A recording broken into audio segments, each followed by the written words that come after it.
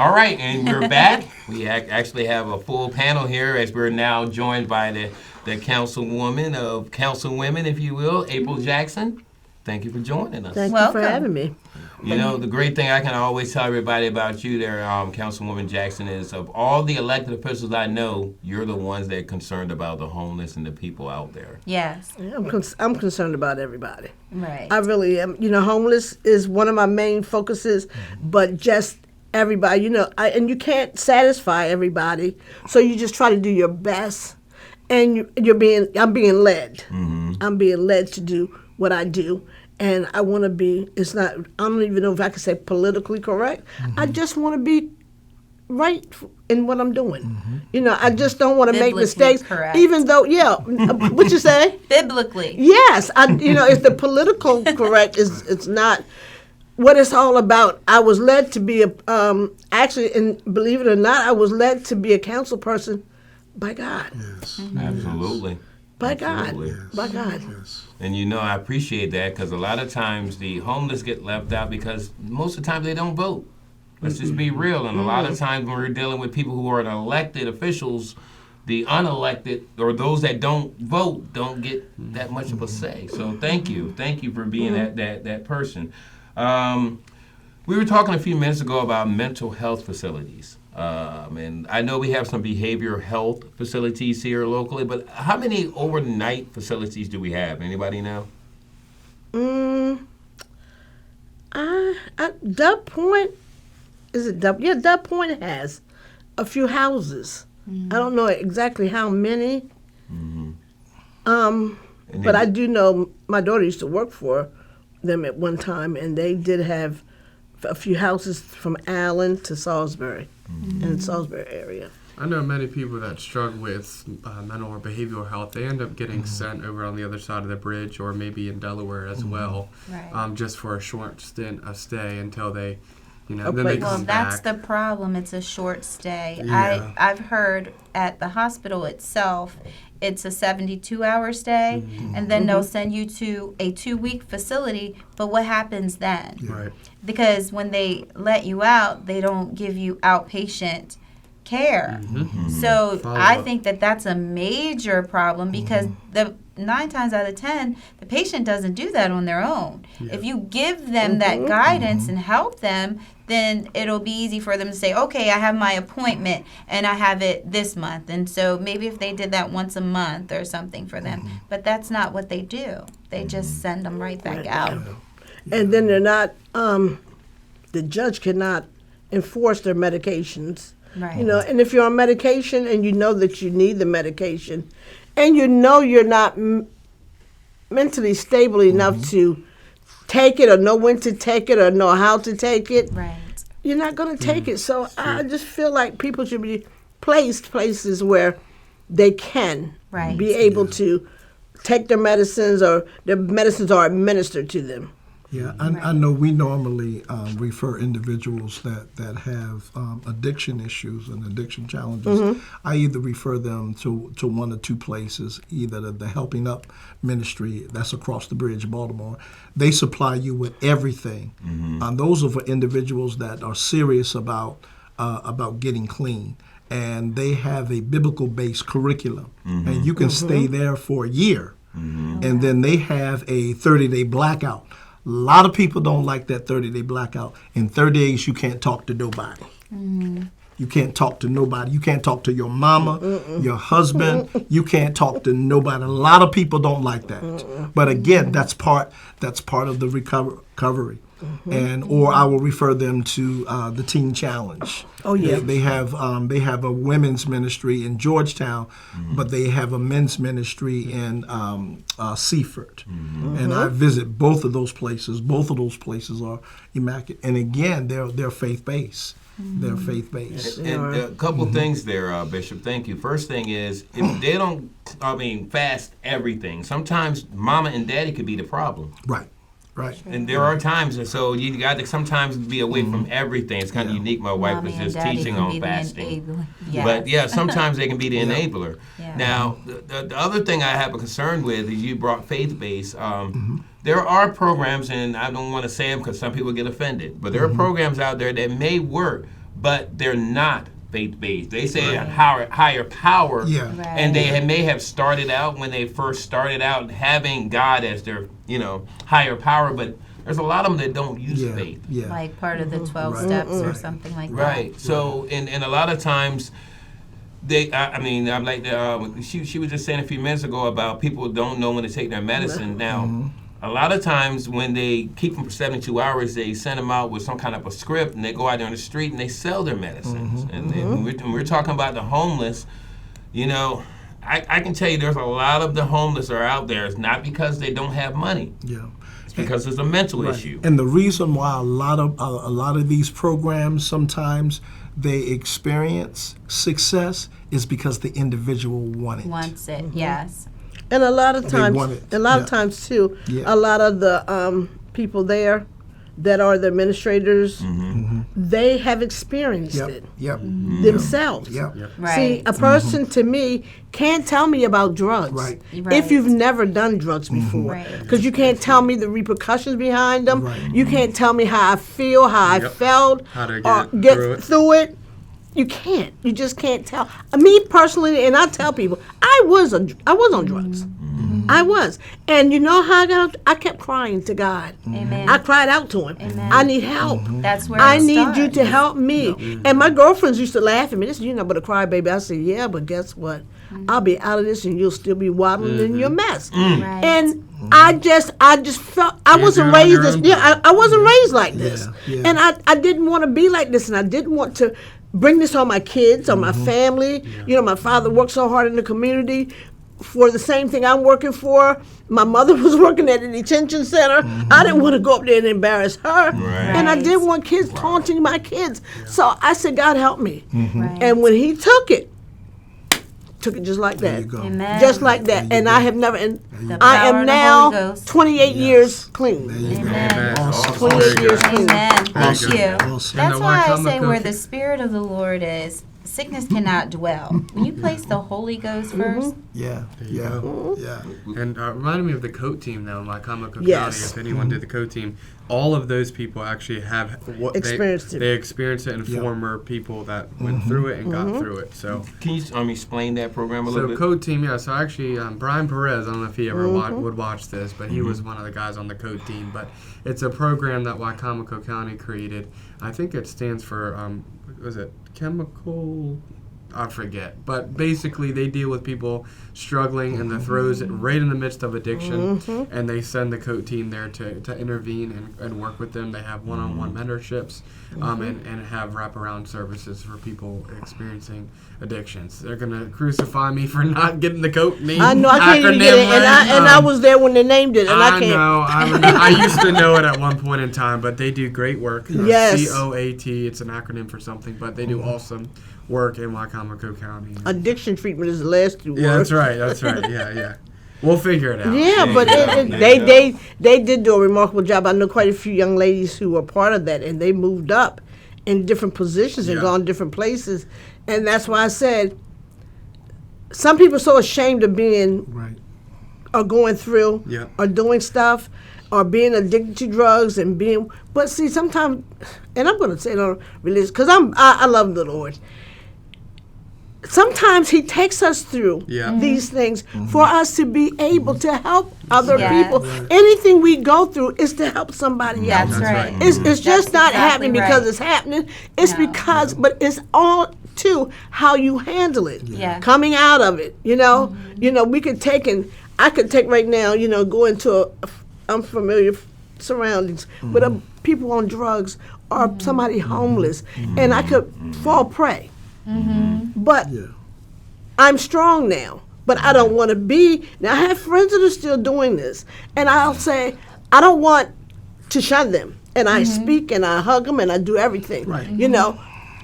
But I have to keep myself at a distance because I don't want to get back into that realm of thing. That's right. And they always say, April, you are still the same. You haven't changed. Now that where you are, you don't act like you're better than us. That's And good. I'm not supposed to. I'm not better than you. I've just moved up in the world to do some things to help those who need help.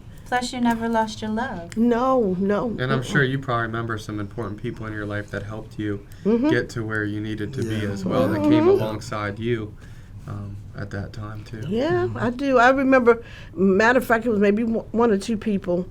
I can say my mother didn't know how to do it.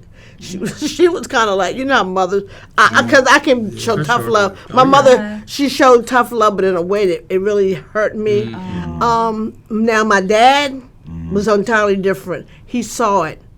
Said, you need help. You want help? Do you want help? And I said, no, Dad. I said, God's going to take care of this.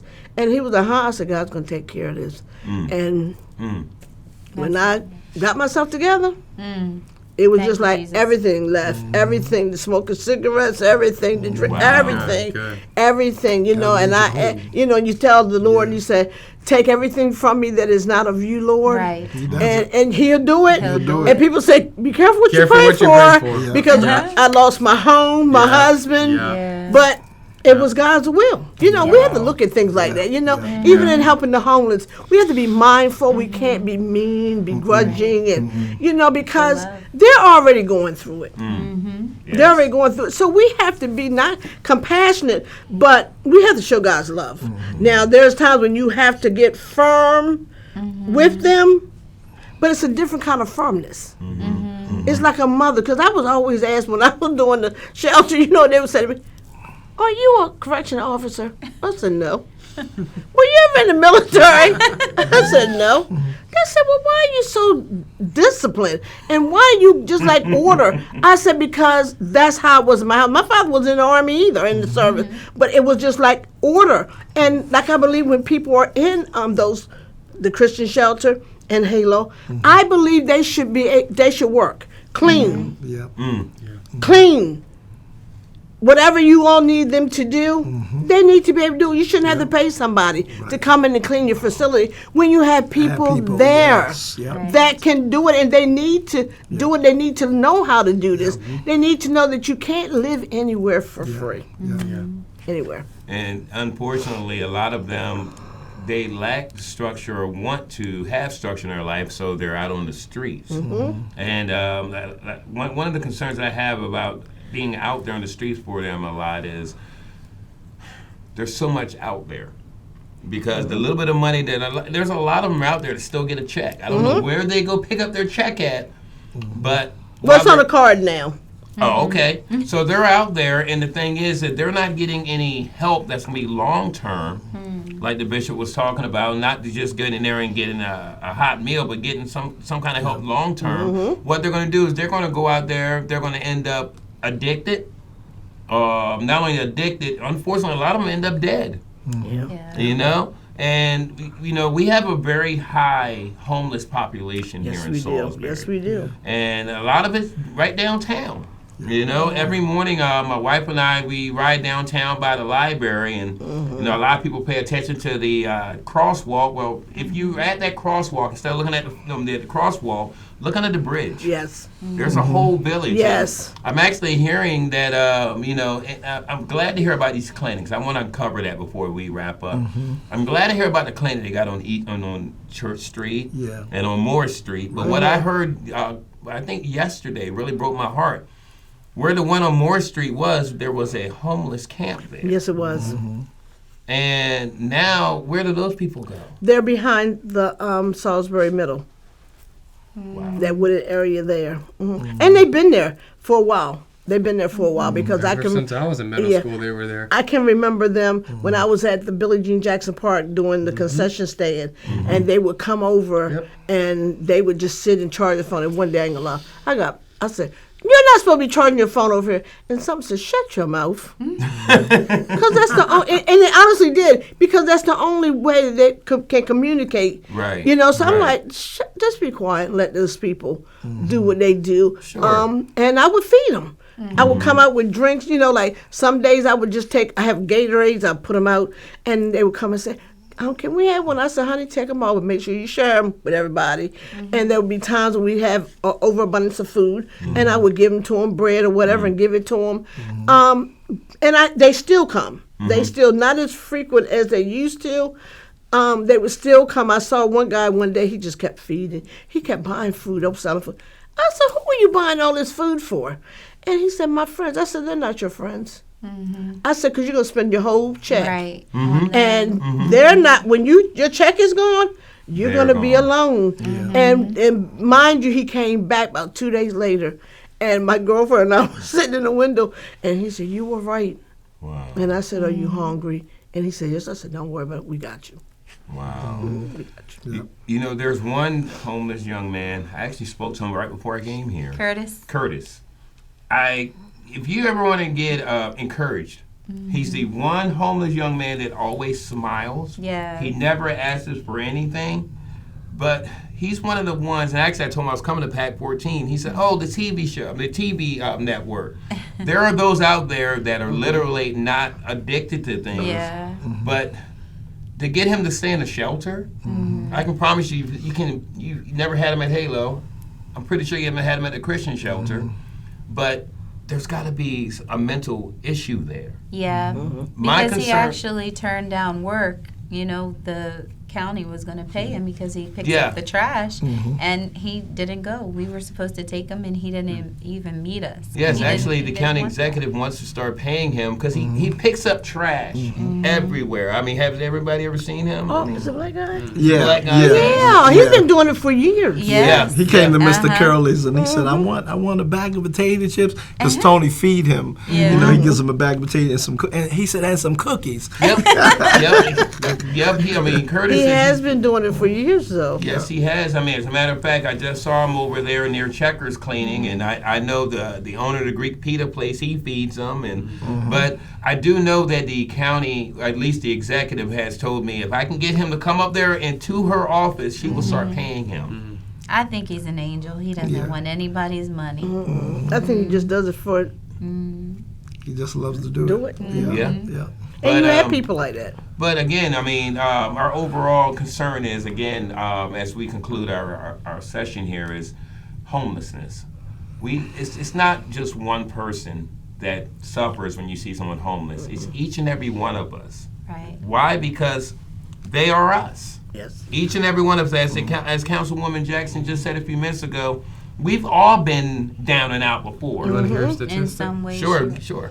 1 out of every 2 people in the United States is 1 paycheck away from being homeless Yeah. without support from other people. Right. That's true. Just to let you know. Yeah, So yeah. not everybody's crazy, lazy, addicted, or rebels. Yeah. Some people are just natural disaster. And it's going to be a whole lot more of them. It's going to be a whole lot more it's- of homeless people, families. A lot of it's The relational. economy, poverty. and the economy is going to make And a the lot of economy. people You're right. homeless. You're right. No, you're right. I just spoke with someone today, and she actually told me, you know, she had to rob Peter to pay Paul. Paul, Yeah. you know, and unfortunately she stayed in the hotel right now Yeah. just because she can't make ends meet. And she really thinks that something is wrong with her. And I'm like, no, dear, No. you're just lifing. It's Yeah. just life. It's And just it's like, gonna I get don't know if I better. told you the other week, I had old lady, she was in line. And I kept saying to her, put this back, put this back, put this back, put this. I'm like, how much more is she going to put back? She's not going to have anything in this Yeah. card. And I said, Yeah. pay for it. Yeah. And I'll pay for it. And the lady looked at me. She said, "You're going to pay for all this?" I said, "Yes." So the lady turns around to me. She said, "You're going to pay for this for me?" I was like, "Yes, ma'am, I am." She said, "But I got a little bit of money in my car." I said, "Ma'am, pay it forward. Yeah. Pay it forward. I don't want anything from you. I'm not walking Yeah. to your car. I'm going to my car, and Right, we'll be right. fine. You'll be Absolutely, fine. Yeah, absolutely. just pay it forward." We have to remember that we could be exactly where they are. That's right. Exactly. You know, my prayer is every morning, I said, God, let me be the answer to somebody else's problem. Let me be the answer. Don't just answer, but Yep. let me be the answer. Yep. Use Wow. me That's to right. answer somebody's problem. That's my Wow. prayer. Right. That's my prayer. And I think God is creating a scenario in the world for us to really do his work. Yes. That's how. You know. That's why he's putting Yeah. the world in Yeah. such Absolutely. conditions, because he wants people to totally depend on Yeah. him, Yes. Yeah. not man, him. Yeah. God said He is the way, He's the truth and the light. Yeah. Yes. And no man goes to the Father but through Him. Him. So, you know, I mean, and that's what we have to realize. I believe it. I truly believe that. I tell my girlfriend all the time, I said, honey, with all this going on now, if we don't have faith and don't trust God, we're not going to make it. Exactly. So I trust Him. And If I he's had to eat a coming back peanut butter real sandwich soon, or so sugar we better be sandwich, I'm going to prepared. make it. Yeah. Yes, Thank we're going to you, make Lord. it. We're going to make it. Well, Yeah. Those who believe. Yeah. Amen. well, everyone, this has been another segment of Bridging the Gap, and that's exactly what we're doing here. Thank you again for tuning in. We'll be talking soon. Yeah.